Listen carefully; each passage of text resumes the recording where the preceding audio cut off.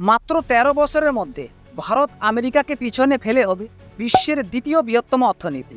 UI এর এক নতুন রিপোর্টে এমনই ভবিষ্যৎবাণী করা হয়েছে। সম্প্রতি আন্তর্জাতিক কনসালটেন্সি প্রতিষ্ঠান ইওয়াই তাদের ইকোনমি ওয়াচ রিপোর্টে ২০২৫ প্রকাশ করেছে।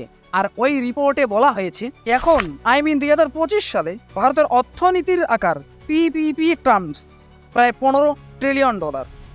২০৩০ সালের মধ্যে সেটা বেড়ে হবে $20.৭ ট্রিলিয়ন। এর মানে কি ২০৩৮ সালের মধ্যে ভারত আমেরিকাকে টপকে হবে বিশ্বের দ্বিতীয় নম্বর অর্থনীতি।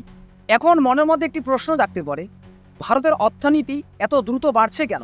ভারতের জনসংখ্যা খুবই যুবকেন্দ্রিক, গড় বয়স মাত্র ২৮ বছর। এর মানে বিশাল কর্মক্ষম জনগোষ্ঠী আছে, দেশে প্রচুর সঞ্চয় ও বিনিয়োগ হচ্ছে, সরকারের ঋণ ধীরে ধীরে কমছে, অর্থনীতি আরও স্থিতিশীল হচ্ছে। আমরা যদি এখন বাইরে চাপের প্রভাব দেখি, আমেরিকা যদি ভারতের পণ্যের ওপর বড় ট্যারিফও বসায়, তাতেও ভারতের ক্ষতি হবে খুব সামান্য।